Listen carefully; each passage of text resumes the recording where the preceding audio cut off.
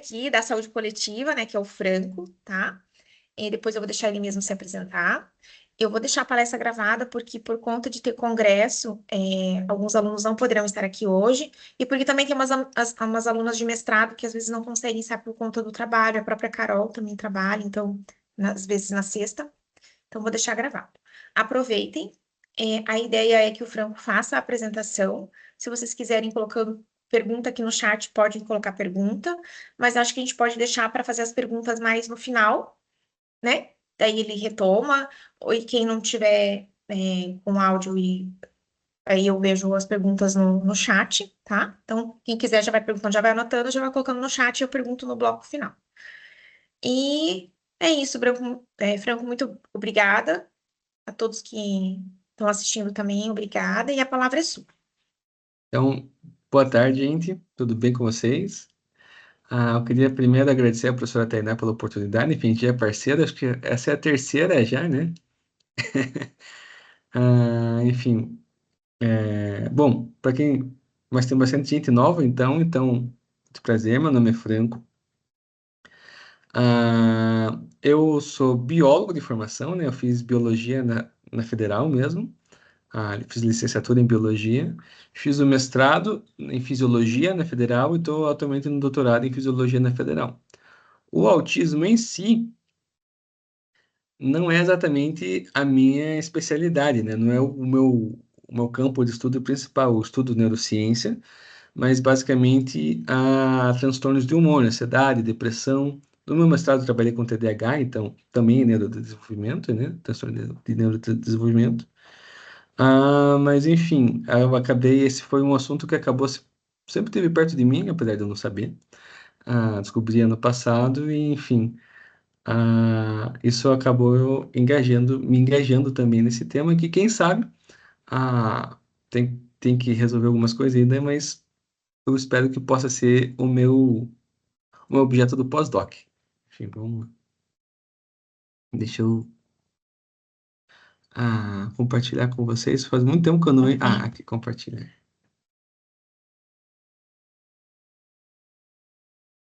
Eu vou te avisando daí. Beleza. Opa, tá lá no final já.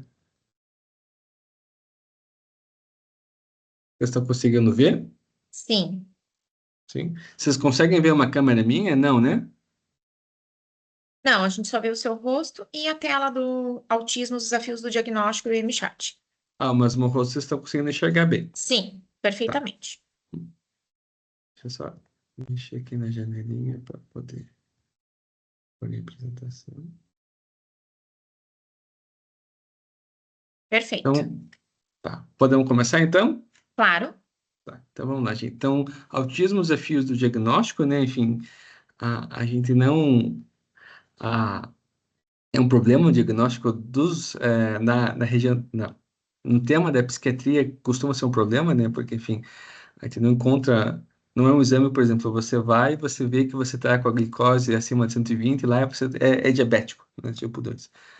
Geralmente os diagnósticos costumam ser clínicos, enfim, tem uma avaliação de comportamento e, enfim, uma discussão já extensa sobre isso. Mas, então, justamente por isso, aí tem um grande desafio de diagnóstico, né? Ah, então, aí vocês conseguem ver meu e-mail, quem quiser entrar em contato comigo, a Tainá pode, enfim, se alguém se interessar, a Tainá pode passar também depois. E vamos lá. Primeira apresentação, né? Enfim, eu já me apresentei um pouquinho, eu sou biólogo, sou fisiologista, fiz mestre em fisiologia, estou atualmente em doutorado em fisiologia, estudo transtornos do humor. O meu mestrado foi com participantes de pesquisa, foi com colaboradores que tinham TDAH, né? Tinham diagnóstico de TDAH, mas o lab que eu trabalho, e enfim, desde a minha IC e agora no meu doutorado, eu trabalho com modelos animais de ansiedade e depressão. Ah, eu sou autista, enfim, eu falei, né, que isso acabava, sempre teve perto de mim o tema, apesar de eu não saber, enfim, foi um diagnóstico tardio, foi ano passado, então depois dos 30 você descobriu autista ou recebeu o diagnóstico de autista, né? Não é exatamente uma das coisas mais que todo mundo espera que aconteça, né? Enfim, tem, apesar de se sentir diferente, tem um choque. E quando eu fui cobaia, não sei se todo mundo chegou a assistir a palestra do professor Fernando Lousada, que está aqui hoje, mas enfim, quando eu fui cobaia, eu fui cobaia dele, cobaia, né? Fui participante de pesquisa, mudar um pouco, fui participante de pesquisa em vários projetos do LabDN, e um desses eu recebi o diagnóstico de altas habilidades, enfim. Ah, e aí, depois de adulto, depois de velho, eu me descobri com altas habilidades e autista, enfim. Mas, bem. E aí, essa foi uma das motivações dessa, enfim, ah, dessa palestra. Eu já ministrei ela também para um curso quando eu dava aula na Unifael, para, enfim, para o pessoal do EAD e presencial de enfermagem, que é o seguinte. Então, para quem não sabe, dá para ver a câmera ainda, Tainá? Sim. Então, isso aqui é o Cipité, tá, gente? Enfim, eu tenho o meu cordãozinho aqui que eu vou pôr. E agora que todo mundo já sabe que eu sou autista mesmo. Ah, e aqui é o Cipté, que é a carteirinha de identidade a carteira de identificação para pessoas com transtorno autista, né? Enfim, ela é uma identificação, cada estado regulamenta a sua Cipté, né? E aí, um dia eu estava indo dar aula, saindo do Politécnico, enfim, tinha trabalhado com os animais, estava indo dar aula na Unifel, e me veio a pergunta: será que mesmo comigo, tendo CIPTE, enfim, tendo o cordão, eu posso sentar no banco preferencial? Né? Enfim, ainda fica aquele. Depois de 30 anos, eu sou uma pessoa com, enfim, o TEA, né, o transtorno do espectro autista, é classificado como uma pessoa com deficiência. Será que eu posso sentar no banco? Né? Será que eu posso usar fila preferencial no supermercado? Enfim, eu ainda fico com vergonha e não uso, né? Eu não vou na fila preferencial do supermercado, mas naquele dia eu sentei no banco preferencial. Ah, e aí, enfim, eu pensei que se eu que, até apesar de não estudar autismo, até tenho um pouquinho mais de intimidade com o tema, me sentia confuso com tudo isso. Imaginem profissionais de saúde que a carga horária de interação de neurociências e comportamento é muito pequena, né? Como será que eles vão estar preparados para isso? E aí veio a motivação da palestra, que é como que tudo isso se apresenta como um desafio para os profissionais de saúde, né? A primeira pergunta da palestra seria essa.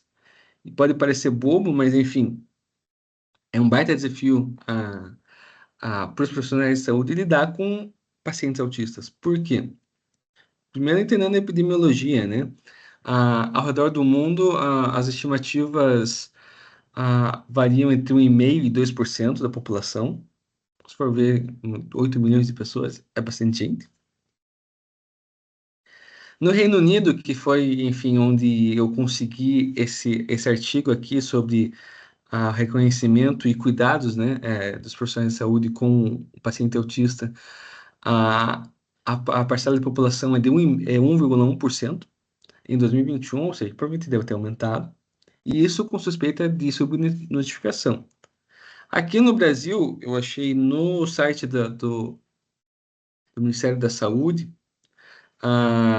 já é mais recente, depois do censo de 2022, que 1% da população brasileira era autista. E dentro dessa população autista, 71% delas tinham alguma comorbidade.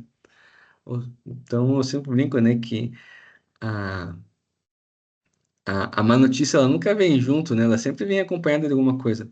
E, enfim, essas comorbidades, depressão, ansiedade, às vezes a adição, né, enfim, transtorno por uso de substâncias, acabam acompanhando bastante o autista. E não só eles, né? O pessoal da fisioterapia consegue lidar também a problemas nas articulações, problemas motores, enfim. Eu lembro que quando eu era pequenininho, era uma briga para eu conseguir duas brigas, né? Eu consegui cortar em linha reta com a tesoura, eu nunca conseguia.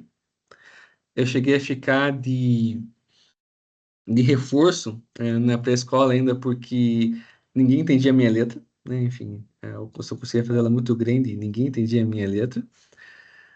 E uma briga muito grande, eu só consegui aprender a amarrar os sapatos aos 8 anos. Até os 8 anos eu não conseguia amarrar os meus próprios sapatos. Enfim, isso tem questão de funções motoras, enfim, funções executivas, e aí o pessoal da fisioterapia talvez seja quem é mais indicado para cuidar desses pacientes, né?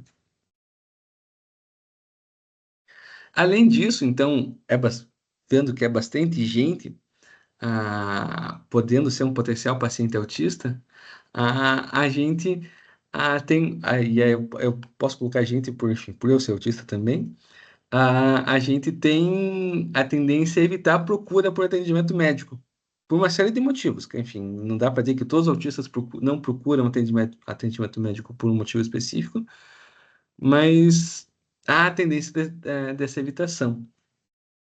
Seja por questão do masking, então os autistas capazes de fazer masking, né, enfim, eles aprendem a, a imitar o que é socialmente aceito e a mascarar o que eles estão sentindo, e entre o que eles estão sentindo, que é mascarado, tem os sintomas das doenças que, enfim, eles não gostam de dizer que estão com dor, eles estão em sofrimento, eles tendem a tentar, ao menos enquanto socialmente, sempre parecer estar bem. Tem dificuldades de comunicação. Então eu sempre digo que eu sou um autista e consigo me comunicar, mas eu poderia ter vindo até mesmo não oralizado, ou com dificuldades de comunicação, dificuldades de expor o que eu estou sentindo. E imagina o autista na frente do médico, numa consulta clínica, e ele não consegue falar que ele está com uma determinada dor de tal tipo em tal parte do corpo. Isso gera um problema, obviamente, para ele, porque ele não vai conseguir ter o auxílio médico, e gera um problema para o profissional que, como que ele vai saber o que o paciente tem se o paciente não está contando para ele o que ele tem? Isso também é um problema grande. E, geralmente, justamente por essa sobrecarga, podem vir crises de shutdown e meltdown, né? Então, ou essas crises implosivas que os autistas geralmente tendem quando estão sobre muita sobrecarga sensorial, muito fator de estresse, muito sobrecarregados, eles acabam tendo essas crises. Ou de shutdown, de meltdown, que seria basicamente, ou eles têm aquelas crises de raiva, enfim, aquelas explosões, ou eles têm aquelas crises que eles se internalizam e, enfim, não conseguem se comunicar, enfim, a busca que já é pequena pela sociabilidade fica menor ainda e ele não consegue ter o que ele está sentindo, e, enfim.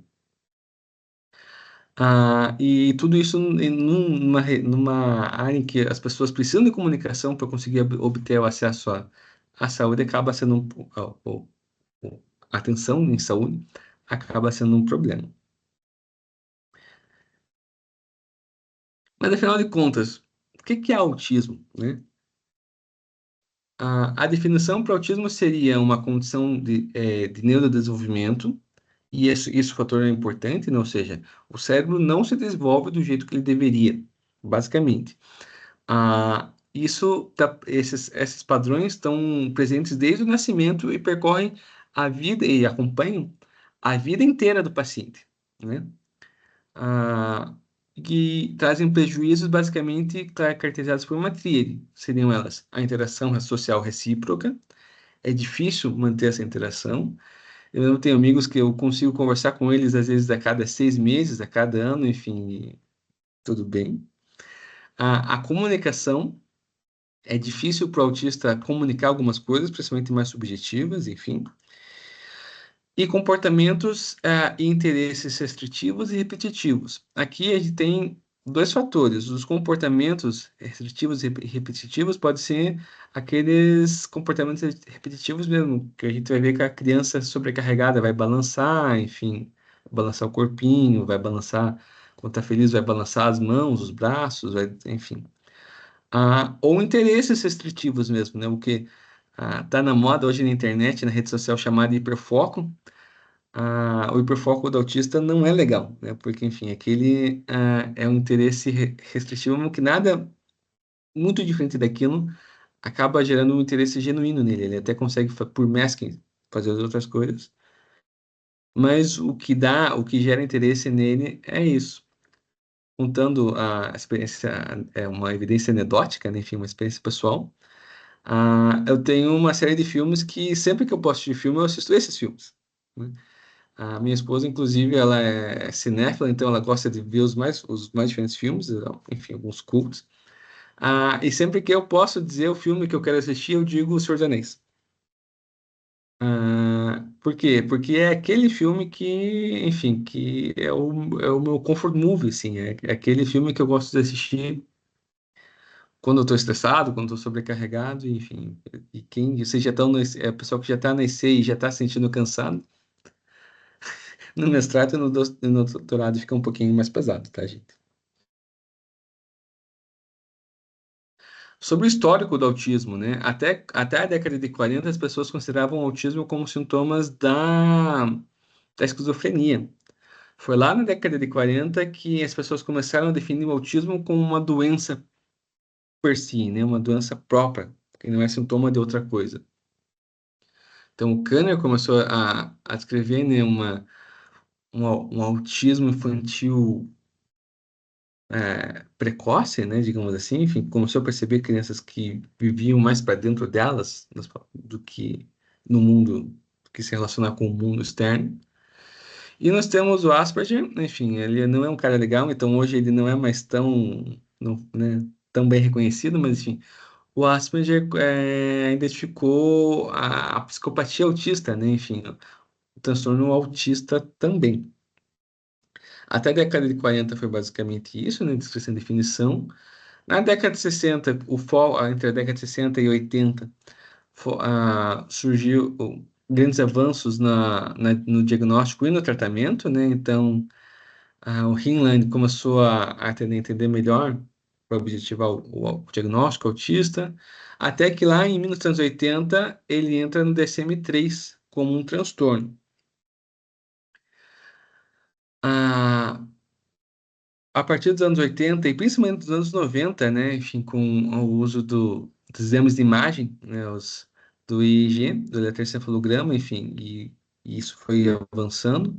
Inclusive, a gente gosta de chamar os anos 90 como a década do cérebro, né, porque a gente começou a entender melhor o funcionamento do cérebro.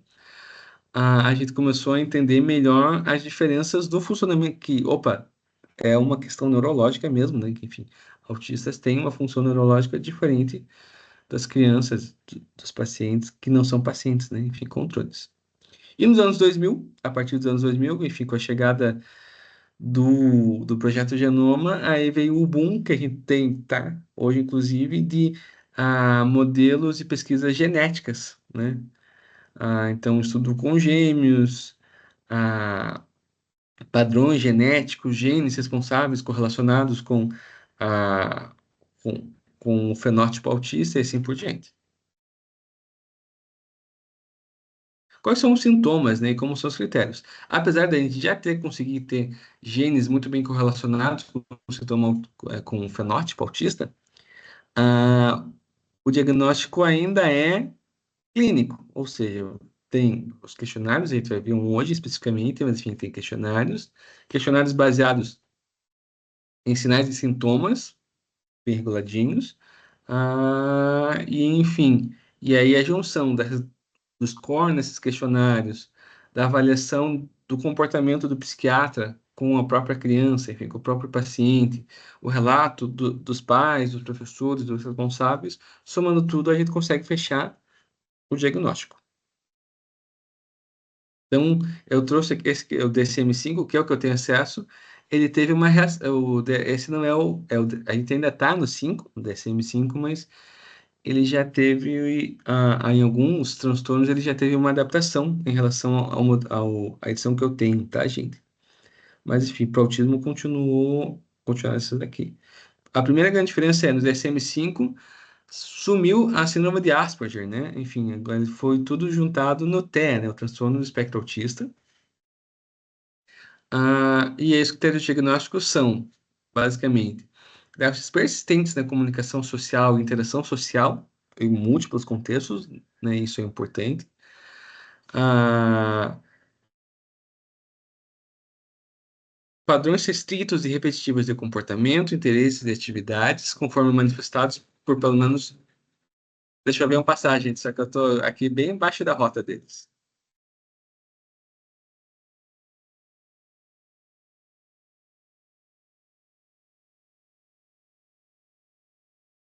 Aí, passou. Então, voltando. Padrões restritos repetitivos de comportamento, interesses ou atividades, conforme o manifestado por pelo menos dois dos seguintes, né? Ou dois dos seguintes sinais. Questão de problemas de movimentos motores, os objetos ou falas estereotipados ou repetitivos, insistência nas mesmas coisas, adesão inflexível a rotinas e padrões atualizados, interesses fixos e altamente restritos, ou hiper ou hiporrelatividade a estímulos sensoriais, né? Os sintomas devem estar presentes desde o começo da vida da criança e vão acompanhar acompanhar o paciente a vida inteira. E necessariamente para ser autista, precisa ter prejuízo, né, gente? Enfim, os sintomas causam prejuízo clinicamente significativo. Enfim, esses são os critérios, ok? E a gente já sabe quais são as causas? Exatamente, a gente sabe? Não, não tem como saber, né? Até porque se a gente for pensar, transtornos mentais, costumam ser transtornos complexos, enfim, são somas de vários fatores que geram naquela alteração do comportamento. Mas já tem algumas boas noções, tá? Entre essas noções, a gente sabe que tem um forte traço genético e hereditário, esse é o ponto pacífico. A gente conseguiu, inclusive, já correlacionar alguns alelos de genes específicos ao transtorno. A gente sabe que também tem fatores que se correlacionam com o diagnóstico, né? Então, infecção durante a gestação, ah, por exemplo... Nossa, fugiu a palavra agora, desculpa, gente, só deixa eu lembrar.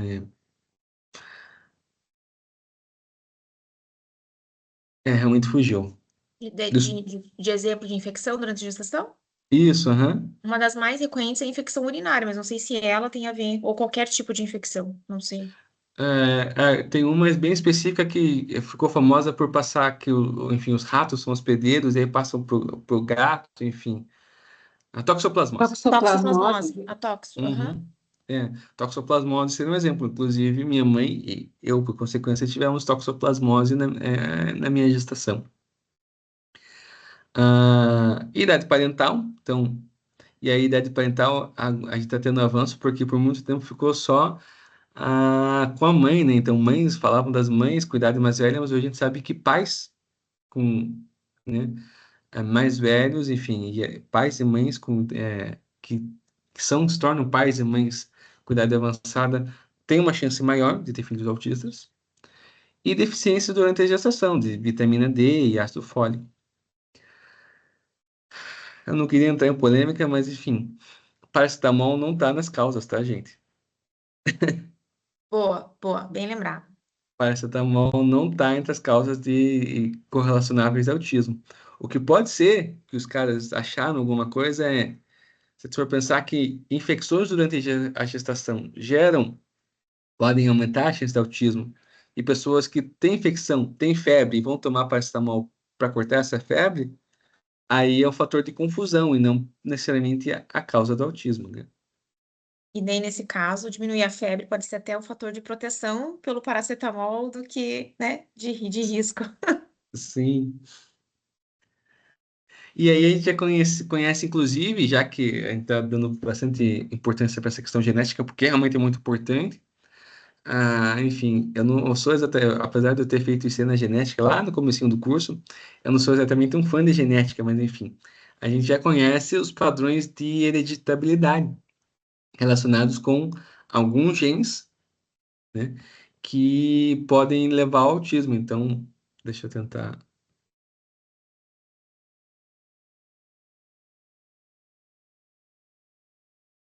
aqui. Então, nós temos a por exemplo, autossômicos recessivos, né, enfim, que são causados por toda alteração nesses genes aqui e levam a essas síndromes aqui. E aí, essas síndromes podem ter como sintomas fenótipo autista.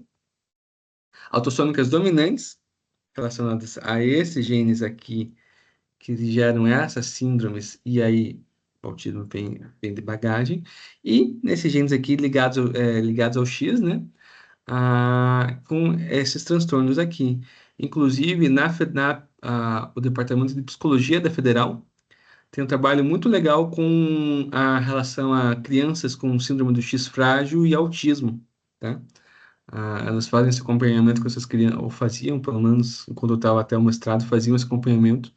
E é um projeto bem legal, se alguém se interessar por essa área também, mas mais sobre neuropsicologia do que, enfim, saúde pública ou fisiologia, é uma boa ideia para procurar.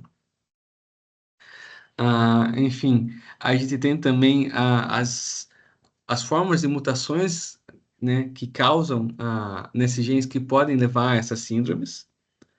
Quem gostar de genética, eu posso deixar, eu vou deixar eu posso mandar os slides, né, enfim, para vocês darem, ou eu mando o artigo para vocês darem uma olhada, enfim, quem gostar de genética pode dar uma olhada melhor aqui. E aí, geralmente, eu não sei com quem que o pessoal de fisioterapia tem neuro, mas, A aula mas de neuro aplicada a físio ou a aula das básicas? das básicas lá da fisiologia. É, eu não lembro o nome dos professores. Alguém pode dizer, hein? O Carlos e É, a a gente tem o Carlos. João, e acho que não era, não é Doroteia, outra professora? Como é que é o nome da outra professora? Edson. Então mudou. Então, Carlos, João e Edson. Tá. É que, enfim, essa parte aqui acaba assustando bastante, né? Mas, enfim, a intenção não é assustar ninguém, tá, gente? Vocês não precisam saber, sair da palestra sabendo exatamente os nomes dos receptores, enfim. A questão aqui é a gente lembrar como é uma sinapse, né? Enfim, como a sinapse funciona, porque muito do problema do autismo está aqui. Então, a gente pode ver que tem vesículas de glutamato. Glutamato, portanto, são células, então, esse aqui é uma sinapse excitatória, né? Inclusive, a gente tem aqui o AMPA, que é o principal receptor do glutamato, e esse receptorzinho aqui, que quem já estudou memória deve lembrar, enfim, memória e lembrar, o NMDA, que foi graças a ele que o Candel, enfim, esse receptor aqui em uma plísia, que o Candel ganhou o prêmio Nobel, né? Enfim, se você lembra daquele o aumento, enfim, a incrementação de uma memória para que ela fique uma memória de longo prazo. Então, o que está acontecendo aqui? Esse aqui é o neurônio pré-sináptico, aqui é o neurônio pós-sináptico, e aqui a fenda sináptica, é por onde, enfim, os neurotransmissores são transmitidos. Aqui, as vesículas, enfim, fazem a exocitose, e aqui nós temos os múltiplos receptores que o neurônio tem. Precisa decorar tudo? Não. A ideia é só lembrar que, enfim, vem essa liberação. Geralmente, esses receptores recebem o neurotransmissor, e aí das duas, uma. Ou eles se ligam, ou eles geram segundos mensageiros, e como segundos mensageiros, eles vão alterar na transcrição do RNA, lá, enfim, que é transcrição proteica, ou eles deixam entrar coisas, né, como sódio, potássio, cálcio. Enfim, de uma forma ou de outra, a intenção aqui é mudar o comportamento do neurônio ou para que você continue a cascata ou pare a cascata. E a gente já sabe, inclusive, onde esses genes que que responsáveis pelo autismo acabam alterando, seja na plasticidade sináptica, seja na entrada de cálcio, né, dependente de sinalização, transcrição do gene ou translação do RNA. Ok? Tudo isso, por que isso é importante? Porque a principal hipótese sobre a diferença entre cérebros autistas e cérebros não autistas está que cérebros controle, né, ou seja, cérebros sem o autismo, tem um equilíbrio entre as sinapses inibitórias e as sinapses excitatórias. O cérebro dos autistas seria um desequilíbrio. Então, as sinapses excitatórias acabariam ficando mais fortes e ele teria mais dificuldade em suprimir esse estímulo, teria mais dificuldade em, com a sinapse inibitória, em inibir os estímulos. Enfim, isso seria o que faz com que a gente, enfim, com que o autista tenha problemas de sensibilidade, enfim, a alteração naquele controle motor fino e assim por diante. Essa seria uma das hipóteses mais bem aceitas, tá, gente? Existe só essa? Não, mas essa é uma das mais bem aceitas dentro da neurofisiologia.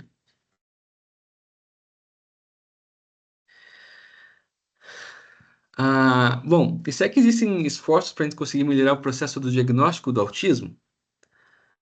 Tem bastante, tá, gente? Um desses esforços aqui seria esse aqui é eu não, ele não foi publicado ainda, mas é um TCC ou uma dissertação da Federal de Goiás, onde o aluno mapeou estudos feitos com IA para ajudar no diagnóstico do autismo, tá? Então tem todas essas regiões aqui, Europa, África, né, no Egito, Ásia e nas Américas, em que, enfim, ele foi mapeando e descrevendo a tentativa desses estudos. Então, basicamente, como eram esses estudos? Existiam, então, aqui está o estudo, né? Ah, os, ah, os pesquisadores faziam com que os participantes de pesquisa tivessem um diagnóstico ou passassem por um teste de diagnóstico de autismo, alguns deles, né? Então, esse aqui, por exemplo, usou três. E depois disso, para fazer a comparação, ele usou uma machine learning, ou seja, uma forma que os computadores têm para aprendizados para aprender padrões específicos, que analisavam vídeos do comportamento geral desses pacientes, ainda crianças, e a partir da análise desse vídeo, tentava estipular, encontrar o diagnóstico, se enfim, se era autista ou não. E aí, esses testes comparavam o resultado da Machine Learning, da análise da Machine Learning, com o resultado dos testes convencionais que a gente aplica, tá? Aqui está, enfim, depois os resultados em sensibilidade, especificidade e acurácia. Sensibilidade é a capacidade de um teste identificar um verdadeiro positivo, ou seja, classificar como autista quem é realmente autista. Especificidade é diagnosticar como não autista alguém que realmente não é autista, os verdadeiros negativos. E a acurácia seria sobre dentro do total, o quanto de verdadeiro negativo e positivo, ou seja, de sensibilidade e especificidade, esse teste conseguiu atingir. Então, aqui por Machine Learning e análise de vídeo, esse teste aqui, essa ferramenta conseguiu uma sensibilidade de 76%, uma especificidade de 77% e a acurácia de 76%. Um outro teste que eu achei interessante por análise, também por machine learning, de diagnóstico por meio de movimentos oculares. Então, os pacientes faziam um questionário e aí faziam combinação com a análise dos movimentos oculares. E olha só, a sensibilidade chegou a 95%, a especificidade 92% e a acurácia 93%. E aí, uma das que eu achei mais legal, porque, enfim, é um sintoma clássico do autismo mesmo, é um problema que eu, inclusive, tenho, que é o diagnóstico por meio da análise de reconhecimento e produção das expressões faciais. Eu acho muito engraçado porque às vezes acho que eu estou brabo ou acho que eu não estou feliz, mas na verdade o meu rosto não condiz com a minha emoção naquele momento, enfim, é um problema motor, enfim, em juntar o que você está sentindo com a sua expressão facial. Autistas costumam ter esse problema. Às vezes eu só estou tentando pensar, enfim, e produzir um raciocínio lógico a partir daquela coisa. Mas a pessoa que vai olhar para mim acha que eu estou bravo. Enfim, existem autistas também que têm problemas no reconhecimento das expressões faciais. Então, eles olham para rostos humanos e não consegue distinguir se aquela expressão facial é sobre a felicidade, tristeza, raiva, enfim, o que está acontecendo com o outro. Muito desse problema, muito daí é que veio aquele mito, né, que, enfim, não condiz com a verdade de que autistas não são empáticos, né? Não é que autistas não sejam empáticos, enfim, ou que a gente se iguale a psicopatas, tá, gente? É só uma dificuldade no reconhecimento de expressões faciais, que alguns autistas podem ter. E esse teste, enfim, que tentou analisar por meio do reconhecimento e produção de expressões faciais, teve uma. Filmando, eles filmavam, né, enfim, faziam os testes, teve uma acurácia de 100%. Enfim, eu achei muito interessante. Nenhum desses três, na verdade, nenhum dos. Foram 8 ou 9 que ele usou, mas enfim, esses três foram os mais interessantes. Nenhum dessas três análises com IA já foram validadas, tá? Então, elas não são usadas ainda para diagnóstico, elas ainda estão em teste.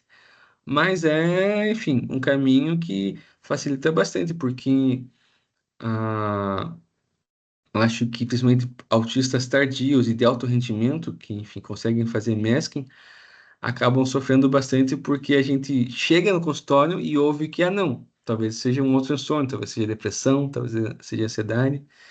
Eu ouvi que, nossa, mas você chegou na pós-graduação, então provavelmente você não é autista, né? Enfim, tem um pouco da subjetividade e, enfim, a IA não tem subjetividade, né, gente? É basicamente um batismo lugar. Mas enquanto isso não tem, a gente usa os questionários e, enfim, a vivência dos psiquiatras. Já que isso não tem, e aqui, enfim, a gente já entendeu o desafio e como que a gente pode ajudar. A gente tem, e aí os profissionais de saúde conseguem ajudar bastante, né? Enfim, principalmente o pessoal da atenção primária, prestando atenção nesses marcos, enfim, sobre o comportamento das crianças. Então, existem marcos sobre interação social, sobre linguagem, sobre brincadeiras, e a idade em que essas crianças deveriam conseguir atingir esses marcos, né? Então, 0 a 6 meses, dos 6 meses a 1 ano e assim por diante. Ah, não atingir um ou outro marco quer dizer que aquela criança é autista? Não, não quer dizer isso. Mas pede para que a gente preste atenção naquela criança, né? Enfim.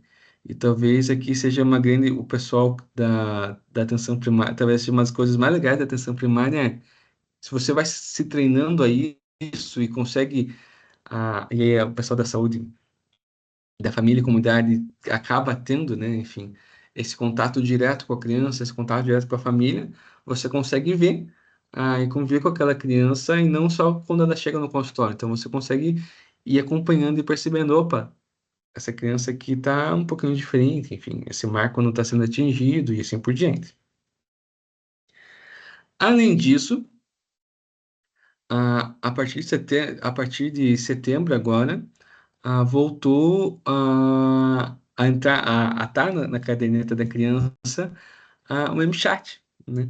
E como a gente aqui, a IC, enfim, e eu também, a gente gosta muito do SUS e defende a saúde pública, isso é uma grande vitória, né? Porque, enfim, as crianças passam a ser monitoradas desde pequenininhas.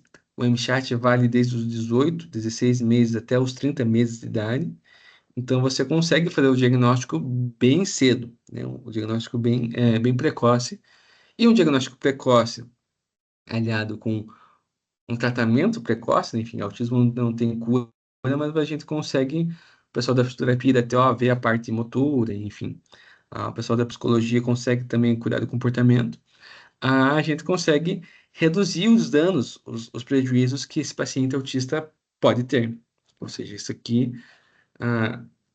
é uma conquista, gente, é uma coisa muito grande e tem que ser valorizado. Né? Existem orientações, né? Então, a Sociedade Brasileira de Pediatria lançou já em 2024 a orientação para como usar o MChat, né? Enfim, o pessoal da saúde, de saúde e comunidade, os técnicos mesmo que fazem a poricultura podem aplicar, mas eles precisam de algum treinamento ou de pelo menos entender como o MChat precisa ser aplicado, tá? Ele geralmente, o ideal seja que seja feito num ambiente calmo, tranquilo e sem surpresa, né? Então, o técnico lá de saúde comunitária, o ideal seria que ele, quando tem a reunião, marcar a reunião com os pais e aí fazer essa pequena entrevista. São 20 questões, né? Aqui estão 23, sobre o comportamento dos filhos. Eles vão responder, então, são perguntas simples, inclusive. Gosta de brincar no colo, brincando de cavalinho, interessa por outras crianças, brinca de faz de conta. A criança mantém contato visual por mais de 1 ou 2 segundos. Se apontar para um brinquedo de outra sala, a criança acompanha com o olhar, você apontando o dedo, ela consegue chegar e olhar para onde você está apontando. São perguntas simples e aí os pais respondem sim ou não. Né? Aqui tá o MChat atualizado, aquele é o MChat antigo, gente. Aqui está o atualizado, então as crianças respondem sim ou não para essas 20 perguntas.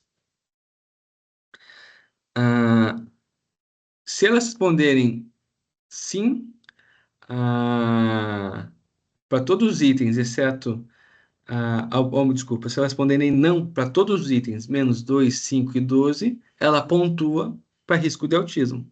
Se ela responder sim para 2, 5 e 12, ela também vai pontuar para risco de autismo. Vamos ver a 2, 5 e 12 só para a gente. Então, a 2. Alguma vez já se interrogou se sua criança poderia ser surda? A sua criança faz movimentos invulgares com os dedos perto dos olhos, então ela fica olhando a mãozinha, né? Ou os dedinhos perto dos olhos. Eu faço isso até hoje, gente. Eu tenho 30 anos e até hoje eu faço isso, enfim. E o 12. A sua criança fica incomodada com ruídos do cotidiano? Ah, música alta, descarga, liquidificador, campainha do ônibus, enfim. Para todas essas, a gente tem que ser sim para risco de autismo. Para todas as outras, é não. Então, a sua criança gosta de trepar nas coisas? Para ser autismo, tem que ser não. Uma criança não autista gostaria, enfim. Ok? E aí a gente tem, primeiro, crianças de baixo risco. A pontuação vai de 0 a 2. Ah, se ela tiver mais de 24 meses, ok, foi aplicado o MChat, ela tem baixo risco, não precisa fazer mais nada. Se ela tiver menos de 2 anos, pede-se para que o MChat seja aplicado novamente quando ela completar esses 2 anos, esses 24 meses. Risco moderado, entre 3 ou 7. Entre 3 e 7, sim ou não, né? Enfim, pontuação para risco de autismo. Se o risco for moderado, aí o recomendado é administrar a entrevista de seguimento ou uma segunda etapa do MChat, né? Vamos ver como funciona e aí a gente volta para cá. Então, aqui, ó, ao invés de sim ou não, a pontuação passa a ser em passa ou falha, tá?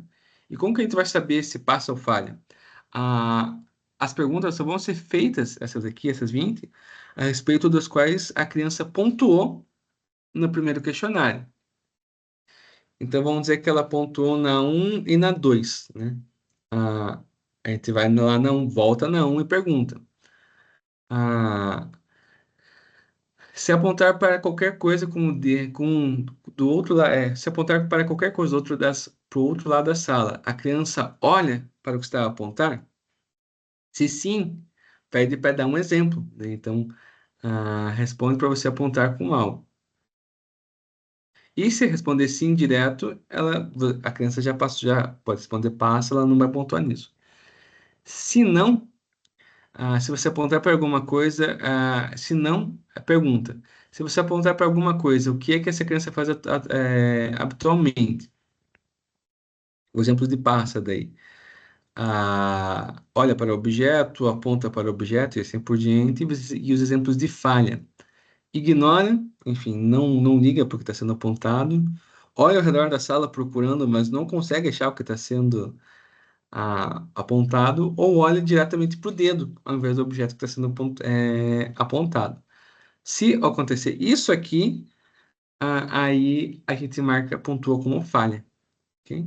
Para ajudar, ainda tem exemplos aqui, né? Sim, para os exemplos, passa. Sim, se tiver sim para todas as falhas, falha. Se for sim para algumas e não para outras, a gente ficar dúbio, como que vai funcionar? Ah, a gente vê o que acontece na maioria, né? Qual a resposta mais habitual deles? Se o mais comum for passar, então será que a criança passa? Se o mais comum, o mais corriqueiro for falha na atividade, na tarefa, a gente considera que a criança falha. A dois, que a nossa criança hipotética também acabou respondendo sim, aqui no caso, né? A sua criança já fez testes de audição? Ou enfim, você interrogou você se interrogou se a criança é surda? Aí tu pergunta se ela já fez teste de audição. Se sim, né? E fez parte do exame de rotina e essa criança passou, enfim, ela realmente tem problema de audição, então passa, não é autismo, é problema de audição, tudo bem. Se não, se ele já fez, mas não é problema de audição, quais foram os resultados, né? Problema de baixa audição passa, se não for problema de baixa audição, se a audição for normal ou inconclusivos, ela vem para cá junto com um não para quem nunca fez, né? Alguma vez suspeitou que a criança pode ser surda? Não. Passa, então, enfim, a criança consegue responder bem os estímulos que ela está ouvindo. Se sim, o que levou a isso? Ela ignora frequentemente os sons? Ela ignora frequentemente as pessoas que estão tentando interagir e conversar com ela? Não para ambos, passa. Ela não ignora nem o som das pessoas que estão compartilhando, interagindo com ela. Se sim para ambos, falha. E assim a gente vai fazendo a pontuação dessa criança. Se a pontuação continua a ser igual ou superior a 2, a criança pontua positivo para a triagem, ou seja, há uma chance realmente elevada que essa criança seja autista. Enfim. E aí, o que a gente precisa fazer? O que os técnicos que está fazendo a consulta faz? Encaminha a criança para aí sim, para uma avaliação diagnóstica, e onde vai ser analisada a uma necessidade de intervenção ou não, ok? O teste não dá o diagnóstico do autismo de ponto, ele é uma triagem para ver se as crianças precisam passar por essa avaliação. Agora, se a criança precisou fazer essa recontagem, enfim, essa entrevista de seguimento, mas a pontuação foi 0 ou 1, a criança pontua negativo, então não precisa fazer nada, ela não tem uma chance elevada de ser autista. Há um caso ainda que a criança pontue com alto risco, ou seja, de 8 a 20, 20 seria o total, né? Assim, de 8 em diante, aí a gente nem precisa fazer uma entrevista de seguimento, não é recomendado perder tempo com uma entrevista de seguimento. Ela é encaminhada diretamente para uma avaliação para analisar se há chance elevada do autismo ou não. E aí, se vai precisar da necessidade de intervenção. Ok? Bom, gente, é isso. Eu espero que vocês tenham gostado, enfim, eu espero que tenha sido produtivo. O pessoal que vai trabalhar, enfim, com os pacientes, eles possam usar disso algum dia, enfim, e que tenha sido divertido, enfim, legal, enquanto a gente pode estar aqui conversando. Agora, a gente pode conversar mesmo. Uhul, muito, muito, muito bom, Franco. Turma que tá aí agora, eu vou pedir para vocês abrirem as câmeras de vocês, porque o Franco ficou falando ali, né, sem nos ver, e os microfones, para fazerem perguntas. E, por favor, gente, mostrem os alunos da IC aí, abram as câmeras aí, tá bom? Franco, muito obrigada. Eu vou ver pelo menos se a turma tem perguntas, aí depois qualquer coisa eu vou perguntar por último, tá? Uhum. E aí, turma, quem quer começar as perguntas? Quem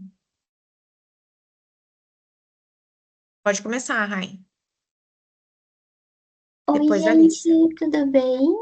Vocês conseguem me ver? A minha câmera parece que tá carregando. Isso Tá no loop mesmo. infinito, eu acho que ela não tá funcionando hoje. Mas vou deixar ali, se ela aparecer, né, funcionar. Mas primeiro eu queria agradecer o Franco por ter vindo fazer essa palestra para a gente. Eu adorei o tema, adorei como você abordou esse tema. Achei muito interessante que você falou sobre os desafios para os profissionais de saúde, porque eu sou aluna de fisioterapia, passei por alguns estágios já e eu tive algumas experiências com alguns pacientes que, além assim de ter alguns déficits motores, eles também tinham diagnóstico de autismo. E, né, como estagiária, assim, eu não tomava tanto à frente de conduzir a sessão, eu tive mais experiências na ecoterapia, então a terapia ela era toda centrada no cavalo, mas a gente estava ali, né, os físios do ladinho, orientando, e a gente teve algumas situações, por exemplo, da criança ir para terapia, subir em cima do cavalo com algum brinquedinho em específico e fazer movimentos repetitivos, né? E aí, durante a sua palestra, eu lembrei de um menino em específico que a físio ela queria conduzir a sessão, fazer os movimentos, trabalhar a motricidade tanto global quanto a motricidade fina também, mas a criança estava com esse brinquedinho na mão. E aí ela queria tirar o brinquedo, mas a criança estava no momento um pouquinho agitada, porque, né, como você falou ali na palestra, até me trouxe essa reflexão de que só estar em cima do cavalo em um ambiente novo já devia ser muito estímulo para ela, né? E aí ela queria tirar o brinquedo, conversou com o pai, mas aí toda vez que tentava tirar, a criança ficava mais agitada ainda. E aí a gente deu algumas voltas com o cavalo até ele se acalmar e conseguir tirar para fazer as dinâmicas que era o objetivo da terapia ali no momento. Mas ali, como estagiária, né, não estou formada ainda, eu não saberia bem como conduzir se eu estivesse sozinha ainda, né? E daí eu queria perguntar para você ou para a prof, pela experiência dela, se vocês têm dicas ou orientações de situações assim, porque eu lembrei desse menino, mas tiveram algumas outras também, que eles estavam com algum brinquedinho específico que gostavam muito, um pouquinho mais agitados. Tinha uma outra criança que a gente tinha que sair da pista, então eram sempre 3 crianças ao mesmo tempo. A cada 30 minutos vinha um paciente novo. Mas ficava 3 cavalos, 3 crianças, e esse menino específico, a gente, quando começava a terapia dele, a gente tinha que tirar da. Agora esqueci o nome, a gente tinha que tirar do lugar onde a gente geralmente fazia terapia, sabe? Deixava ele ia passear em outros lugares, com menos gente falando, para ele ir se acalmando. Então a terapia dele em específico não era em conjunto, era, né, um pouquinho mais afastado. Daí eu queria só saber se vocês têm algumas dicas ou orientações assim que são importantes nesse sentido. Então, oi, Raine, tudo bem? Bom, a Tainá tem mais experiência clínica do que eu, né? Enfim, ela é fisioterapeuta, ela trabalhou já e trabalha ainda, enfim, ainda tem projetos de extensão. Eu sou biólogo, não tenho um contato direto com pacientes, assim. Mas, assim, esse brinquedinho é importante para a criança porque é aquele objetinho de apego. É um objeto de apego que ajuda ele a se reorganizar, enfim, ajuda ele a se manter mais calmo, né? Então, talvez, enfim, o legal seria, percebendo que essa criança tem uma necessidade muito grande desse objeto de apego, a tentar fazer atividades que envolvam o objeto de apego dele junto, sabe? Então, enfim, ah, porque a retirada pode gerar uma crise de ansiedade, enfim, pode gerar uma crise que aí que ele não vai aderir ao tratamento. Ah, ah, Ótimo, Franco. Essa pergunta da Rai, eu tô vendo aqui que tem uma TO maravilhosa nessa sala, que é a Andressa, que é super especialista e é uma das minhas referências quando eu falo de TE aqui em Paranaguá. Andressa, até eu vou falar, pode abrir seu áudio se você puder, quiser falar, porque ela tem muito mais experiência do que eu no TE, né? Eu tive mais experiência no TE no final da minha trajetória profissional, porque antes eu trabalhava no serviço especializado e não acabava chegando poucos pacientes com TE para mim. Eram mais pacientes com desordens motoras puras ou com TE associado, mas sem o diagnóstico especificamente. Quando eu estava no NASF, trabalhava com um grupo de psicomotricidade, por incrível que pareça, eu acho que eu tive uns 6 ou 7 casos de crianças das 80 que eu atendia que tinham suspeita, estavam em processo de, alguns deles até inclusive passando lá pela Andressa para fazer essa triagem. e que tinham TEA. Então, eu concordo com o Franco, que a gente adotava na nossa conduta do grupo não retirar se tinha alguma questão de apego. E a gente ia trabalhando com isso, e isso com os nossos pacientes funcionou super bem. Mas dessas minhas crianças que eu lembro, eram só duas que tinham essa característica. As outras não tinham. Tinham coisas que elas gostavam, mas quando elas iam para o grupo, tranquilamente, elas deixavam ali com a família e iam com a gente. Eu acho que alguma era algum bichinho e alguma era alguma coisa que ela segurava na mão que eu não lembro o que que era, se era um brinquedinho, alguma coisa assim. Mas na dinâmica ela acabava soltando, porque daí que ela queria fazer as outras atividades. Mas a gente, como conduta, e eu acho que se a Andressa puder falar, né, eu vou pedir para ela falar, porque ela é especializada nisso até. Ai, obrigada por estar aqui. Mas eu acho que a retirada, assim, tem que se tomar cuidado, a não ser que a criança tenha apego por algo que seja perigoso. É isso, a gente tem que trabalhar para isso não acontecer, mas geralmente não é assim, né? Então, Andressa, se você puder falar, não sei se você pode, porque você está aí, acho que no teu trabalho, né? Aham, tô aqui na prefeitura mesmo, mas eu tô assistindo vocês com autorização, né? Ah, então tá bom. Excelente tarde para todos, adorei muito a palestra, parabéns, Franco, foi uma ótima fala, né? Eu acho que é bem isso mesmo, quanto mais a gente se aprofundar, né, mais pessoas souberem dos autistas, do que acontece, do que tem que ser feito, melhor e mais bem tratadas serão essas crianças em todos os sentidos, né? Então, para essa questão desse objeto de afeto, né, muito vai depender do objetivo da atividade, né? Então, é claro que a gente trabalha com objeto de conforto em escola, também é muito difícil as professoras Uhum. permitirem que essa criança permaneça com seu objeto de conforto. Então, são coisas que dão referência para o autista, porque ele precisa se sentir presente naquele ambiente. Então, o que traz essa referência para ele é o objeto de conforto. Então, pode ser um brinquedo, uma chupeta, uma naninha, qualquer coisa nesse sentido, que às vezes passa daquela idade que a gente vê no desenvolvimento infantil, que a criança tem isso normalmente, né? Às vezes o autista vai passar mais tempo com isso. E a gente também tem a referência dessa questão do autocontrole, né, sensorial, que a gente fala, dos instintos, né, que são já brinquedos de apertar, brinquedos de fazer barulho, que ficam dando essa referência para ele, desse autocontrole, né? Então, é muito importante, sim, permitir a partir do momento que esse não seja o objetivo da atividade, né? Se for o objetivo da atividade te retirar, porque de alguma forma está atrapalhando o desenvolvimento dessa criança, daí é outro sistema de trabalho, né? Mas não só tirar por tirar, né? Tem que ter um objetivo. Muito quando se precisa, por exemplo, não sei, na situação do cavalo, se era isso, que tinha que segurar talvez na rede, alguma coisa assim, por isso não podia ficar com o brinquedo na mão, fazer trocas, né? Fazendo trocas graduais, né? Sempre fazendo a etapa da atividade, nunca deixando que seja uma coisa agressiva, né? Ou aversiva. Acho que isso sempre tem que ter muita empatia pelo que o outro está sentindo, porque os autistas, como o Franco falou, sentem o mundo de uma forma diferente. Então, a gente tem que ter muito respeito, porque cada indivíduo vai sentir de uma forma diferente. Obrigado por deixar eu falar, Tainá, e parabéns pelo trabalho. Meu Deus, obrigado. Nada, a gente que agradece, A gente meu. que agradece, muito obrigado. Maravilhoso. Se quiser que tá toda sexta, a gente vai amar. Porque assim, eu não sou uma expert de TEA, comecei a estudar muito mais mesmo no final da carreira, por ter aluno mestrando estudando isso, porque está tendo melhora diagnóstica e aumentando a prevalência conhecida dessa população, né? Mas uma coisa que, fazendo um gancho com a pergunta da Raíssa, o que o Franco e a Andressa falaram, eu lembro de uma situação que eu fiz uma coisa extremamente equivocada sem saber.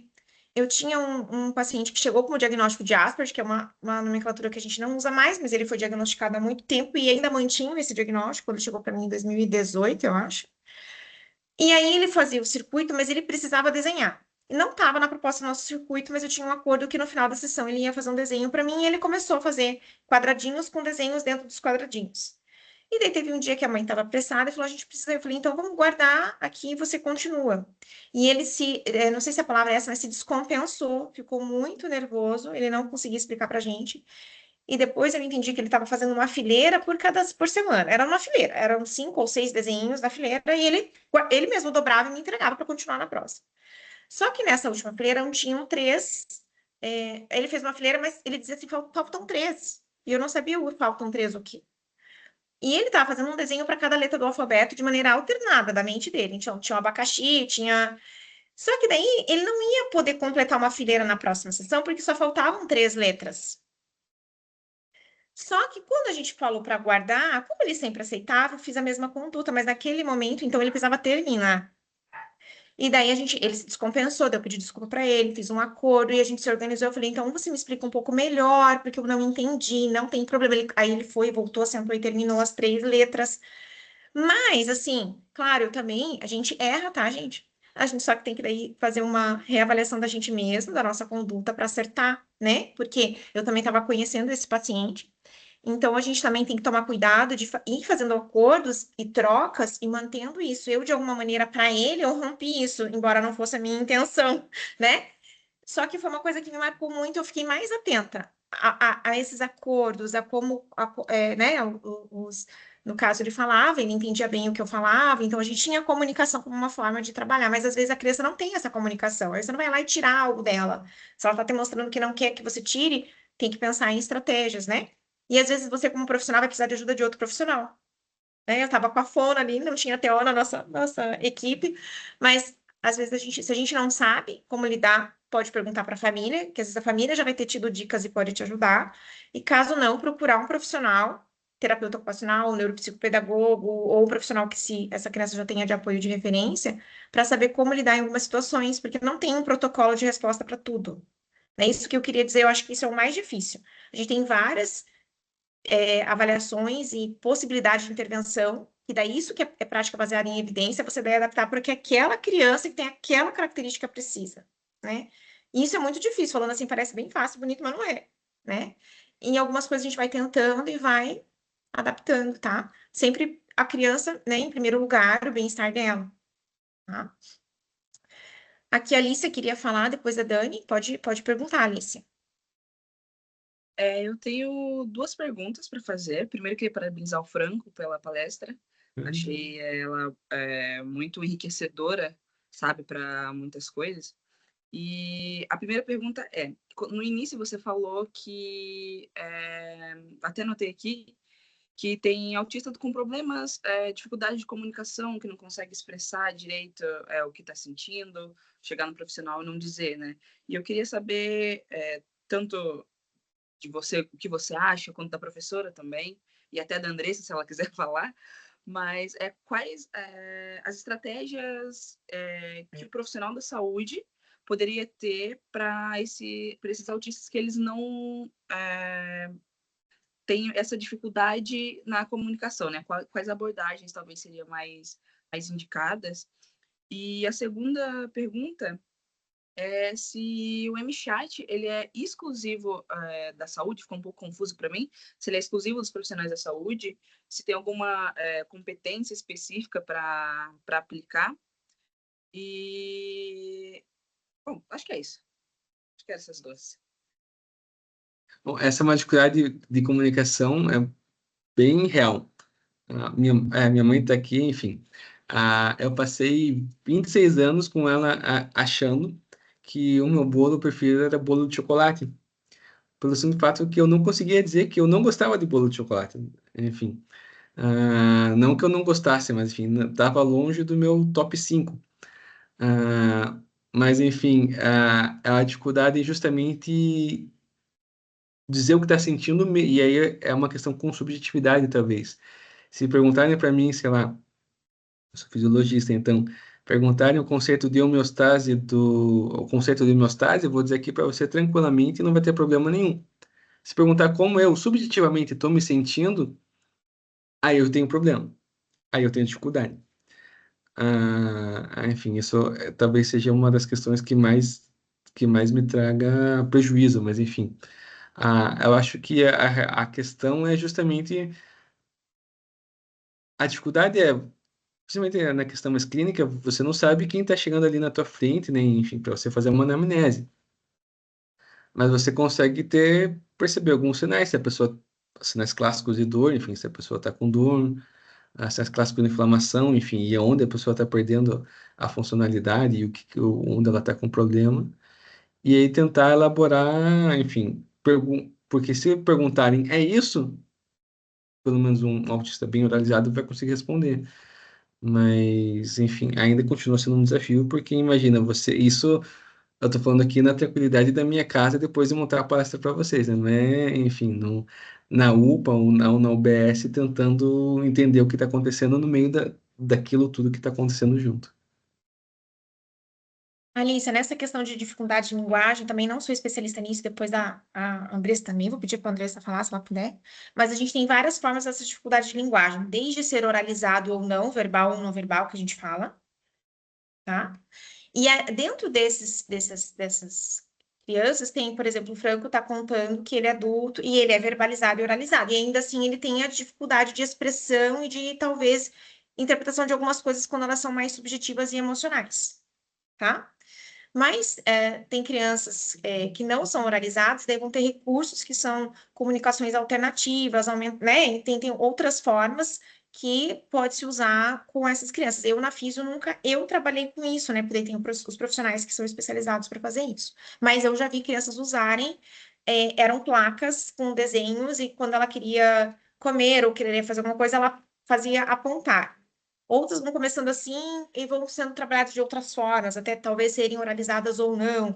Daí vai depender da avaliação de cada criança. Mas só para falar que essa dificuldade de linguagem, ela é de comunicação, oralização, de expressão e de recepção dessa linguagem e comunicação, tá? E tem autistas que não falam, não são oralizados, mas digitam e escrevem. Então, é um repertório bem amplo, mas eu, leiga, só consigo falar dessa maneira bem simplória, né? E eu já tive contato com todos esses perfis, inclusive com autistas que era deficiente visual, que participou do nosso projeto de extensão, não oralizado, ele emitia sons, mas não era oralizado. Mas quando ele queria tocar o piano, ele sabia muito bem trazer nossa mão para o piano. Quando ele não queria, ele tirava a nossa mão do piano, porque ele não queria estar mais ali no piano, que tinham pessoas que trabalhavam nisso, e ele conseguia demonstrar interesse pelos objetos que ele queria, tá? Mas, para a família, quando o pai falava alguma coisa que ele queria ou não, ele falava piano para a família. Porque daí ele queria ir para a atividade de piano, né? Então, assim, são várias, né? E existe como classificar isso, né, Andressa? Como tem ferramentas de avaliação que definem isso, mas, assim, só para lembrar que essa questão de linguagem de comunicação, ela é muito para além da própria fala, tá? Não sei se a Andressa quer completar, se conseguir, Aham. né? Se eu puder complementar, que a gente pode falar nessa questão da fala e da linguagem de dois lugares diferentes, né? Essa fala comunicativa e também a fala que expressa, né? Porque daí são coisas diferentes, né?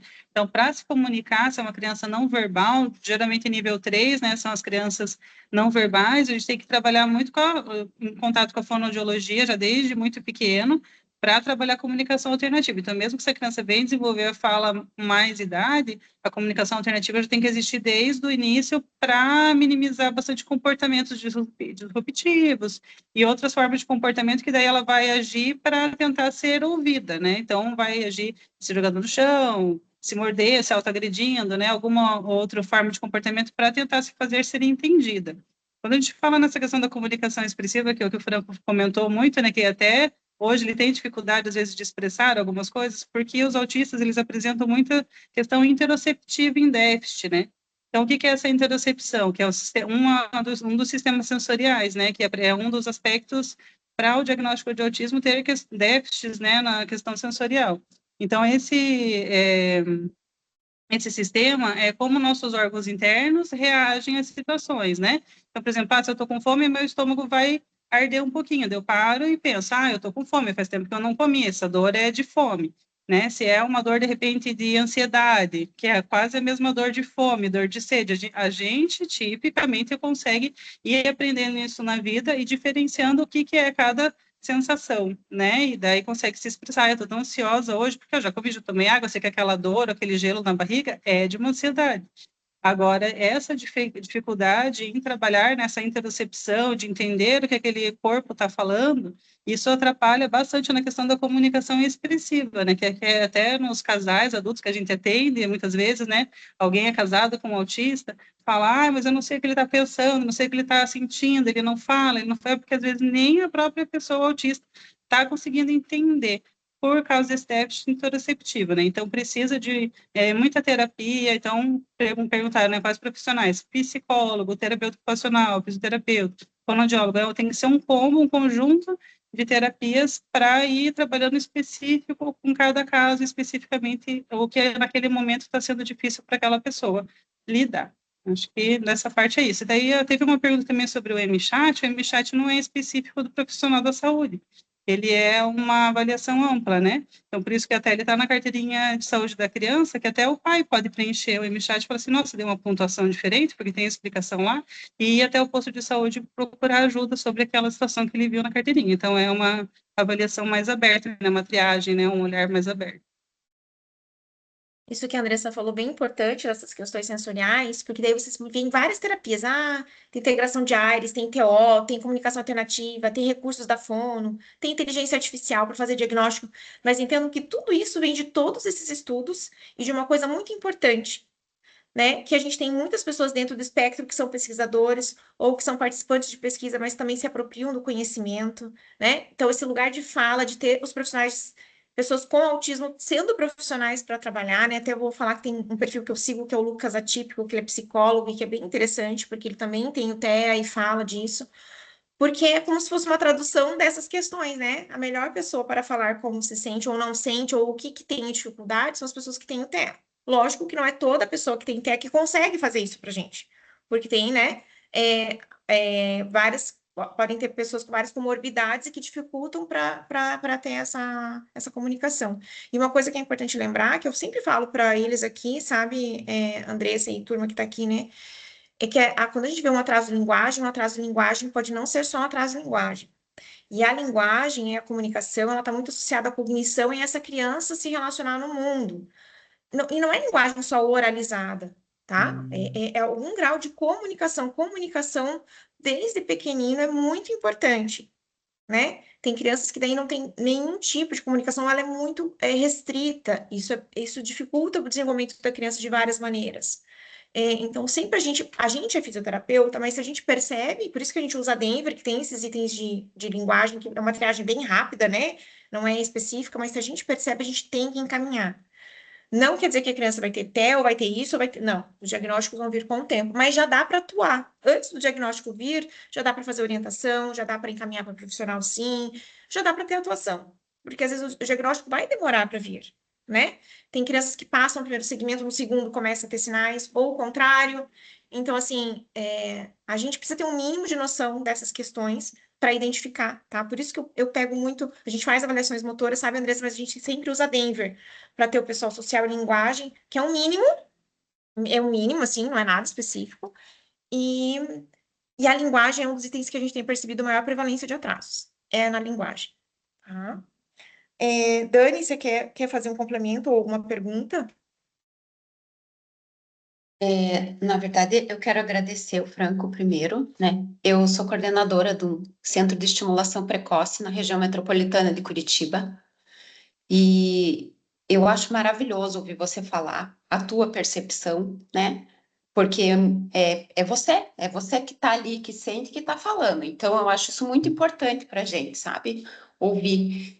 E em relação ao MChat, hoje foi uma coincidência. A TO, que trabalha aqui conosco, veio falar: Nossa, Dani, olha que legal, vieram 3 crianças da atenção primária para nós com o MChat preenchido, porque isso não acontecia, né? Foram as pediatras, tudo bem, mas já é um começo, né? Eu acho que a gente tem que partir de algum lugar. E, nossa, eu falei que bom, porque isso dá um norte realmente para a gente, para a família, né? Até para a questão da estratificação de risco, de encaminhamento, porque a gente sabe que as filas de espera para neurologia, para os atendimentos em pediatria são enormes. Então, se a gente não tiver um instrumento de triagem para qualificar tudo isso, fica muito difícil, né? E em relação às abordagens, né, que foi colocado aqui da ecoterapia, enfim, eu acho que um dos principais pontos que a gente vive aqui diariamente é a vinculação, sabe? Então, às vezes, pode demorar 1, 2 meses para essa criança vincular bem ao serviço, sabe? Demora, é um processo contínuo, é um processo longo. Mas a partir do momento que ela entra aqui, que eu vejo que ela já começa a abrir a porta, entrar nos consultórios, mexer, se sentir em casa, vamos dizer, mais livre, ela vai, consequentemente, ter mais confiança para soltar o objeto de apego, ela vai ter mais liberdade para ter maior comunicação com os profissionais. E a gente observa que, às vezes, é com mais um terapeuta do que com o outro. O que vamos fazer, então? Vamos fazer atendimento compartilhado, a TO junto com a fono, a físio junto com a TO, né? porque o vínculo e a família também, sempre, a família sempre junto. A família é, assim, a peça-chave. Hoje a gente faz atendimento baseado na família aqui. E eu acho que é isso, sabe? O respeito, a organização. E aí, uma coisa que me incomoda é isso, porque às vezes eles esperam 1, 2 anos numa fila, passam pelo neuro, mas a consulta é meia hora. É óbvio que essa criança, diante do neuro, não vai ter uma comunicação, não vai expressar a sua atividade motora, sensorial do jeito que ela é, né? Então, aí já sai de lá, a mãe, às vezes a mãe chega aqui chorando, meu Deus, o neuro falou que... Porque a criança chega lá toda desregulada, a criança não... Então, isso é uma coisa que às vezes me incomoda um pouco, sabe? Eu acho que o segmento teria que ser maior, mais apropriado. Mas a gente está caminhando para isso, tá? Eu já percebo bastante melhor, assim, sabe? Então é isso, eu queria agradecer e colocar meu ponto de vista diante de tudo isso que foi falado, porque cada fala aqui eu fui me vendo diariamente, sabe, em tudo que vocês foram falando. Obrigada. Cadê você? Obrigada, Dani. Mais alguém tem alguma pergunta aqui? Porque eu vou ler uma pergunta da Giovana que ela colocou no chat. Posso, Franco? Claro. Então, a Giovana deu parabéns, né, pela palestra, que foi ótima, e ela gostaria de saber o que poderia explicar a enorme heterogeneidade do TEA quando compartilham essas alterações genéticas semelhantes. Eu não sei se eu entendi bem tua pergunta, Giovana. O que poderia explicar a heterogeneidade do TEA quando compartilham essas alterações genéticas semelhantes? Você consegue abrir teu microfone? Porque eu não sei se eu entendi a tua pergunta. Não sei se o Franco entendeu a pergunta. A primeira parte sim, mas aí a parte do alterações genéticas semelhantes aí ficou meio confuso. Eu acho que ela quis dizer assim, às vezes a criança tem alteração, crianças podem ser tão diferentes, mas originalmente tem uma alteração genética parecida e depois elas têm um comportamento de desenvolvimento diferente. Acho que seria isso. Acho que sim. Pode Eu ser. acho, eu acho que é isso. É isso Isso, ela mesmo. falou que é. Aham.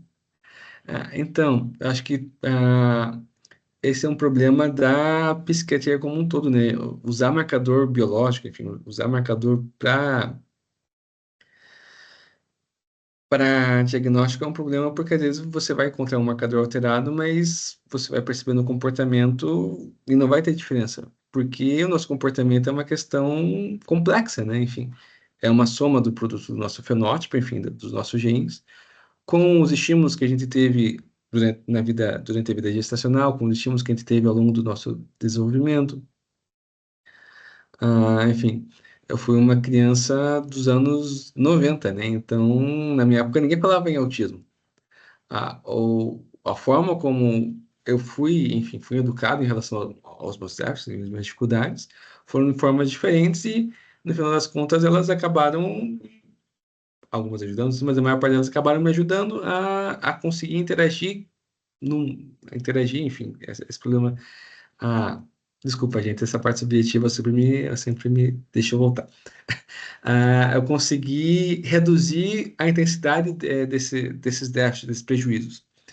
Ah, Agora, ah, bom, e aí tem sempre a questão, aqui a questão genética é sempre mais difícil, porque às vezes você pode ter questões epigenéticas junto de como aquele gene está sendo mais ou menos ah, ativo, né, para ser expresso ou para ser inibido, enfim.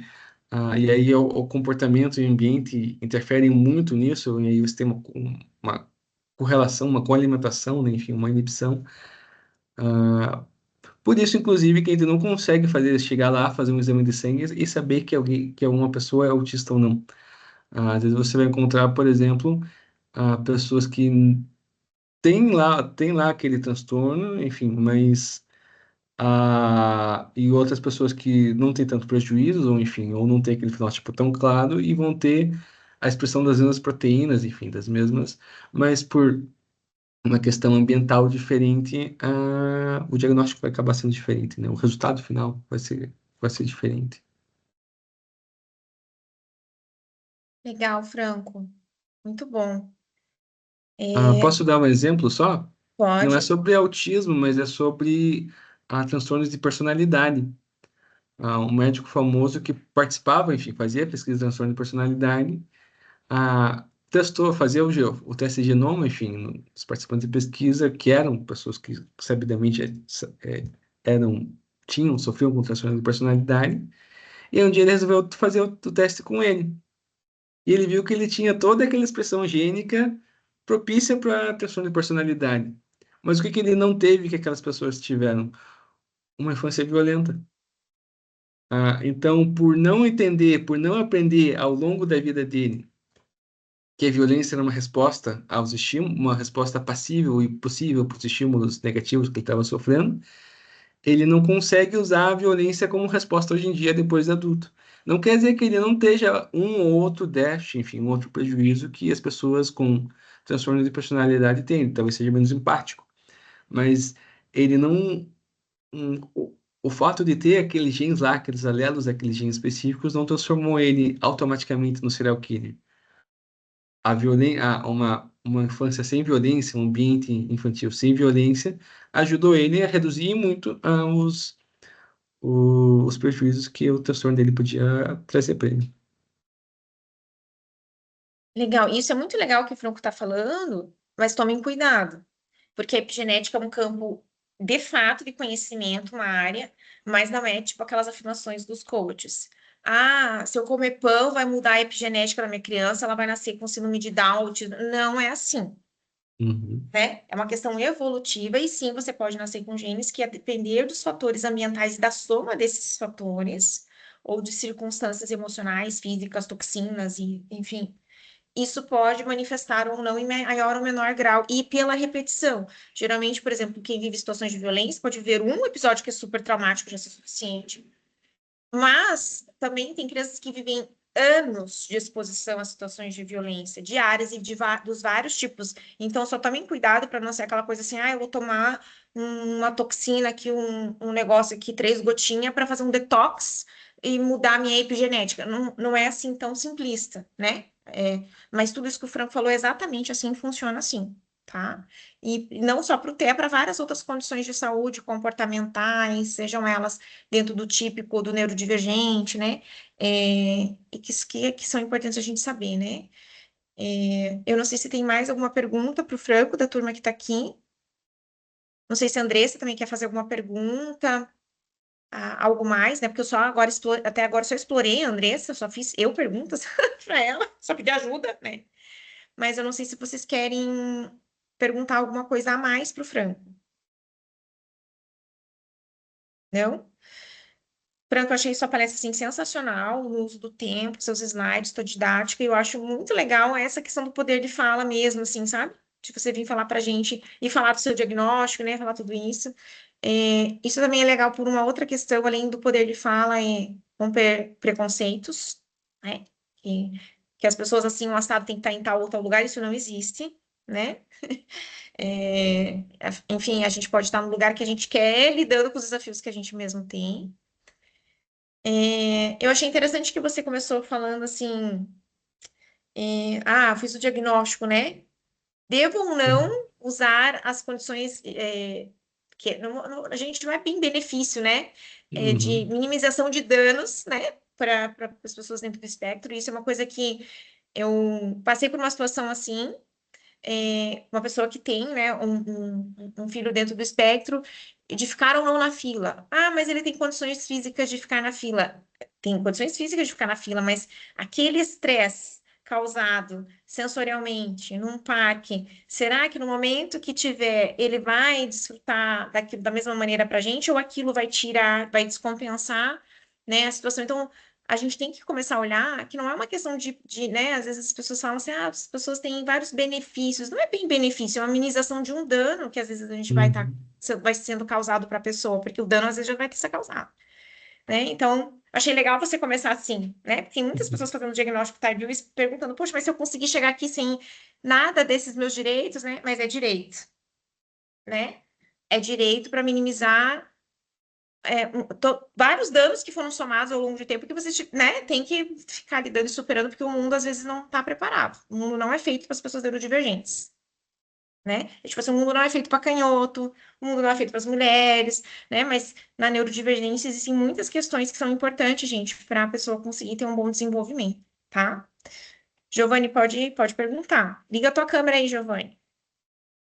Oi, Isso. professor. Eu tava com um probleminha de internet aqui, eu acho que eu caí 2 vezes da chamada, aí eu mantive a câmera desligada justamente por isso. Mas eu não sei bem como formular exatamente a pergunta, mas eu queria entender, tipo, e ouvir, é uma pergunta mais pessoal, né? Ouvir de você, Franco, como que foi esse processo para você do diagnóstico, né? Um pouco tardio, porque a gente ouve muito do diagnóstico muito cedo, né? Porque daí a gente faz esse rastreamento, assim, desde o do processo de desenvolvimento infantil, ali já no começo. E eu fui diagnosticado com TDAH e também foi, tipo, agora com 21 anos. E aí, para mim, foi um pouco complicado, assim, entender sobre isso e explicar sobre isso para as pessoas também. Porque, a princípio, né, tipo, eu era uma pessoa típica, né? E aí com dificuldades. E explicar isso para as pessoas que, tipo, eu tinha essas dificuldades, mas eu tentava burlar elas e agora, tipo, com o diagnóstico, tentar explicar para elas o porquê que isso acontece, para mim foi um processo muito difícil. Aí são situações diferentes, mas eu queria ouvir um pouco de você, como que foi para você. O processo para chegar no diagnóstico ou o processo para eu internalizar o meu diagnóstico? Isso, os dois, na verdade. Ah, tá. Bom, o processo para eu chegar no meu diagnóstico é a primeira vez que eu estava na graduação, ainda, enfim, eu estava no meio de uma crise, do que eu achava ser uma crise depressiva, né? Eu cheguei enfim, na época eu já trabalhava como IC no Lab de Neuro, então eu já li alguma coisa a respeito, mas enfim, não tinha muita. E aí a psiquiatra sugeriu que não tinha a ver com autismo, porque, enfim, eu já estava na graduação, enfim, eu conseguia me comunicar, eu não tinha aquele meltdown, né? Então, aquelas crises explosivas, então eu não podia ser autista. Enfim, eu guardei isso e na época, consegui tratar com o sintoma depressivo enfim, com psicoterapia, com tratamento farmacológico, mas só com desde pequenininho você não consegue se sentir completamente integrado. Eu sempre digo que tem uma música bom, a música é de velho já, né? Do Engenheiros do Havaí, que é A Revolta dos Dandies. O, o refrão dela é: Eu me sinto um estrangeiro, passageiro de um trem, que não passa por aqui, que não passa em qualquer lugar. Então, assim, você tá ali, mas você não se sente completamente fazendo parte de lugar nenhum, porque, enfim, você é neurodivergente, você né, não consegue se integrar. Questões básicas, como, por exemplo, a gente tá chegando em dezembro. Todo mundo gosta de Natal e festas de final de ano, né? Sim, Os autistas, gente, assim, os autistas que eu converso, praia, fogos, muvuca de barulho, final de muvuca. fogos, você sair da tua casa e ir para uma casa completamente diferente, mudar teus horários, mudar tua dieta, ter que interagir com gente que você não sabe o padrão de comportamento, você não sabe com, assim, essa é uma época do ano para mim enfim, eu não vou usar muitos adjetivos, senão, enfim, né? Mas não era legal. E aí a minha mãe é professora de educação infantil, e aí no CMEI que ela estava trabalhando, na época tinha uma diretora que era neuropsicopedagoga, enfim, eles também fazendo as pós-graduações, os cursos certinhos, acabam sendo aptos a aplicar alguns testes. Aí minha mãe, ela acabou comentando, conversando com essa diretora, enfim, foram feitas algumas entrevistas, né? A minha mãe volta e meia falava de um aspecto, outro. Eu fiz um teste como não é autodeclarativo, é auto-respondido, né? Minha mãe fez um teste hétero-respondido sobre mim, sobre o meu comportamento. Depois eu respondi mais uma série de questões básicas sobre os sintomas.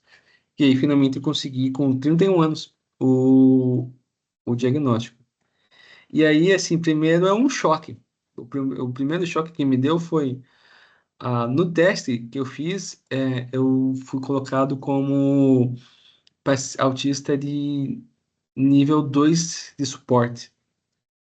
Então, eu achava que se eu até achava, nossa, sou diferente, talvez eu tenha, Mas eu sou aquele autista leve, né? Enfim, não existe autismo leve, todo autismo traz prejuízo, mas eu era um autista leve. E aí chegou no diagnóstico que enfim, pela pontuação e pela gravidade dos sintomas, ah, eu era autista nível 2 de suporte. O nível de suporte não é fixo, tá, gente? Enfim, ele pode ir variando de acordo com a demanda, sobrecarga, a idade. Não existe, não é uma questão física, é fixa. E aí, para digerir tudo aquilo, primeiro, assim, como eu brinquei já, eu fui uma criança dos anos 90. Nos anos 90 ninguém falava de autismo, né? Você era esquisito. E aí veio um pouquinho de, poxa, quanta coisa eu passei que eu não precisava passar.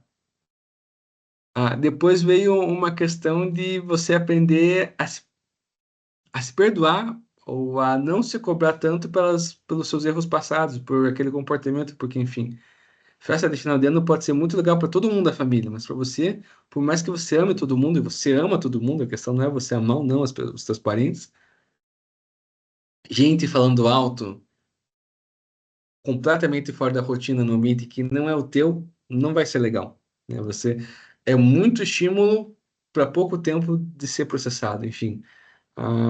E aí, você fica nas fotos de adolescente, né? Todo mundo sorrindo e o autista lá. Então vem um auto-perdão, e não só auto-perdão em relação à questão do passado, mas, enfim, do quanto eu não preciso me cobrar sobre questões de agora, por exemplo. Eu sei, por exemplo, que se eu me sobrecarregar muito, eu consigo fazer isso, mascarar, mas se eu exigir muito, a corda estoura. Então, antes da corda estourar, eu começo a perceber quando a corda está estourando e parar. Consigo me recuperar, consigo me reorganizar, e, enfim, e isso faz com que eu não me cobre mais tanto, enfim, que eu consiga ter esse controle sobre os tomas antes de chegar no final e estourar, enfim, e sobrar para todo mundo, inclusive para mim. Acho que é basicamente isso. Legal, Franco. Legal a pergunta, Giovanni, porque às vezes a gente, assim, a questão a gente ouvir as pessoas que passam por situações do diagnóstico e que têm os diagnósticos são neurodivergentes, né? Giovanni com TDAH, o Franco com a questão do TEA, altas habilidades, né? A gente, às vezes, por exemplo, romantiza altas habilidades, não é assim, não é para ficar romantizando altas habilidades, não é para colocar uma marca na pessoa, mas sim, existem, junto dessas altas habilidades e autocompetências, podem vir várias outras dificuldades e questões para serem superadas pela pessoa, né? Desde pequeno, tá? Eu até coloquei aqui no chat, só que eu não sei se a Kelly viu o chat, eu não sei se a Kelly quer falar, Fran, você que conhece sua mãe, se ela quer fazer alguma fala complementar a tudo que a gente está falando, né? Pode falar também se quiser, né? Não sei se quer, mas se quiser, tem todo o direito e poder de fala também. Acho que ela tá, pelo horário agora, ela deve estar com as crianças, mas eu acho que Ah, ela tá tá bom. ouvindo a gente. Tá. Porque, né, quando a gente fala em terapia centrada na família, é centrado na criança, entender a criança, mas também os contextos das famílias, né? Porque eu fui uma fisioterapeuta super treinada para especialidade, gosto muito da neuropediatria, e quando eu fui atender, eu entendi que as 15 orientações que eu fui treinada para passar, às vezes não dava. Que às vezes eu primeiro tinha que entender a família, a mãe, que geralmente é uma cuidadora mãe, né? Pode ter cuidador pai, mas geralmente o cuidador quem leva para fisioterapia, ou que levava para o Nácio, era mãe, ou vó, ou tia, né? Então, às vezes, a gente também tem que. Ah, tá. Chegou uma criança para mim que é neurodivergente. Eu vou investigar toda essa criança, mas eu também tenho que saber como está essa mãe, tá? Então, questionário de qualidade de vida, perguntar, seja usando um instrumento ou. Por quê? O suporte maior é o do cuidador principal. E eu sou de uma época, o Franco me chamou de velha agora há pouco, falando que é o povo velho, que eu via engenheiros, né? Mas assim, o que que eu quero dizer? Que quando eu saí da faculdade, ainda tinha alguns profissionais que falavam pra gente que era na relação da mãe com a criança que surgia a criança com autismo, o espectro, a mãe geladeira, que a mãe era Uhum. fria, e por isso a criança ficava autista. Gente, isso é de uma crueldade, né? Quase que no nível de se a mãe tomar paracetamol, a criança vai ter tétano, porque quem que não toma um paracetamol na vida por algum problema de saúde, né? Uma das drogas antitérmicas mais seguras que tem, então ela é amplamente usada, né? Mas, e veja como isso vai mudando, tá? Mas por que que isso foi mudando também? Porque foi se estudando mais, né? O Franco falou da década de 90, como se, né, a década do cérebro, que se estudou mais, porque as pessoas foram participando e porque muitos desses participantes começaram a querer entender também como que eles eram, porque eles percebiam que eram diferentes. Eu até citei ali a Temple Garden, que eu não sei se fala assim, tem um livro dela falando sobre isso, né? Dela como participante de pesquisas, e eram várias outras pessoas, e essas pessoas são profissionais. E as famílias dessas pessoas, às vezes, davam dicas para os profissionais, sabiam mais do como lidar, poderiam não saber da neurociência, mas sabiam mais como lidar, e esse lidar das famílias foram se tornando algumas estratégias de intervenção.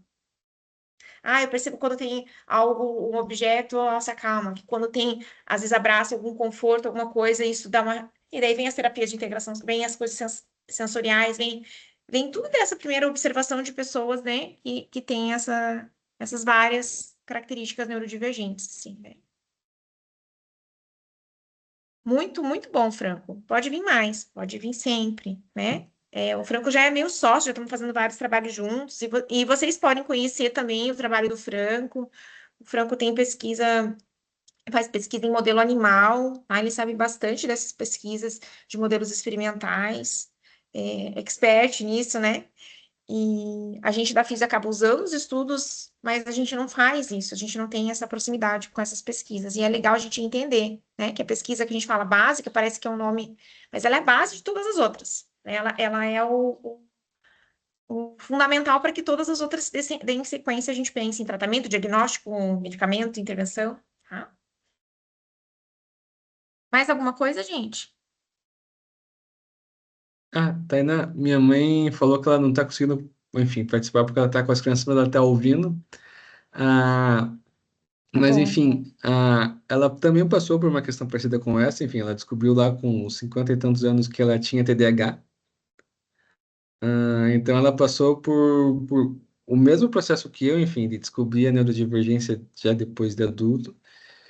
E ela relatou, enfim, eu não sei se como ela fica feliz com isso ou não, mas ela relatou sentimento de culpa, como se a culpa fosse dela, enfim, ah, pelo autismo, sendo que, enfim, as mães, como o professor até ainda falou, a culpa não é da mãe, né? E ninguém nasce com, eu sempre brinco que o ser humano não nasce com bula, né? Ah, a gente tem algumas questões de comportamento que a gente consegue entender mais ou menos, mas nós somos seres complexos, né? Não tem como a gente saber como criar uma criança assim, de A a Z, e é isso. Especialmente crianças neurodivergentes, né? Enfim, que é um aspecto muito maior. A gente falou de objeto de conforto, ele ficou Ah, aqui alguma. que Ah, bonitinha, né? E os animais são muito usados como possibilidades, né? Até, assim, uhum, dentro do espectro, existem crianças, a Andressa até comentou que tem comportamentos ou condutas que às vezes são de alto flagelo, assim, se machucam, se morem, quando, né? E daí se usa várias coisas para tentar lidar com isso, questão sensorial, tudo, mas mesmo assim, algumas crianças vão passar por essa situação porque a gente não consegue, que não tenha fogos, que não tenha uhum, situações que a criança possa ser colocada numa situação de sensibilização, né? E daí, às vezes, tem os cães, tem os animais, porque eles, né, que são trabalhados, daí tem que ser trabalhado para cada coisa, depende dessa conduta, que eles podem ser uma forma de ser objeto de apego, né? Mas não é objeto, é um ser de apego uhum, e que são terapêuticos. Aí geralmente são uhum, raças grandes e dóceis, né? Pode ser gato também, se só a presença conforta. Agora, se precisar apertar, se for aquela coisa que precisa do sensorial forte, tem que ser um animal grande. E tem vários estudos sobre isso, gente, é muito legal e funciona super bem. E não só para o TEA, existe para pessoas que têm convulsão, diabetes, várias outras situações, né? O cão, ele pode ser um cão terapeuta de apoio, né? Auxiliar de apoio. E eu espero que tenha ajudado vocês assim, a entender. Eu ainda quero me especializar no TEA, em algum momento eu vou conseguir parar para estudar, porque eu não sou especialista, né? É uma área que me fascina muito e que no final da minha profissão ali como fisioterapeuta na prática, eu estava tendo um número muito grande de crianças chegando e não chegava para físio, tá?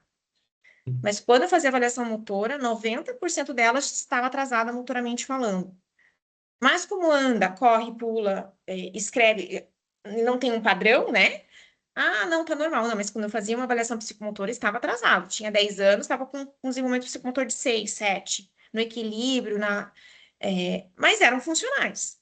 Só que a gente pode melhorar na fisioterapia. Lógico que, quando tem atraso de linguagem e atrasos funcionais importantes do dia a dia, claro que os profissionais mais procurados vão ser TO, fono, psicopedagogo. Porque aquilo que atrapalha na escola, atrapalha no dia a dia da família. Mas a fisioterapia, trabalhar a psicomotricidade com essas crianças é fundamental para o desenvolvimento de habilidades e competências futuras, tá? Até porque alguma dessas crianças pode querer ser atleta. E dessas habilidades e competências básicas vão ser importantes para um fundamento do esportivo, tá? Então, a gente tem que... E daí, o profissional de educação física também vai ser importante. Então, lógico que em algum momento, né, a Kelly deve saber mais, é tanta coisa que tem que fazer por um filho, já no dia a dia, sem neurodivergência, que às vezes os pais têm que priorizar aquilo que a demanda da criança é maior naquele momento, tá? Mas todas essas áreas deveriam ser estimuladas na criança com TEA, inclusive a parte motora grossa, tá? Motora fina, fala, linguagem, comunicação, tá? Gente, eu vou parar a gravação aqui. Franco, muito obrigada, viu? Vou dar uns encaminhamentos da IC. Muito obrigada. Seja sempre conosco. Pode continuar aqui. Eu só vou parar a gravação, porque a parte, acho que da Eu, palestra foi, né? Você quer fazer eu mais que algum agra- comentário? Não, eu só queria agradecer a oportunidade de poder estar conversando com vocês. Enfim, eu gosto bastante. Muito obrigado, professora, pela oportunidade, pela coisa. E espero que a gente consiga fazer mais coisas juntos, sim, também. Vamos sim, vamos sim. Se você permitir, eu vou colocar esse link ali no YouTube da IC, tá? Uhum. Aqui no Teams, todo mundo consegue ver que tá na IC, que tem um link da Federal, mas se for alguém externo, por exemplo, a Vânia não tem o link da Federal. Aí tem umas pessoas que têm um pouco mais de dificuldade, então eu vou colocar ali, tá? Daí você também pode compartilhar para quem você quiser. Beleza. Obrigada, viu? Pode continuar aqui, Franco, eu vou passar só uns encaminhamentos, né?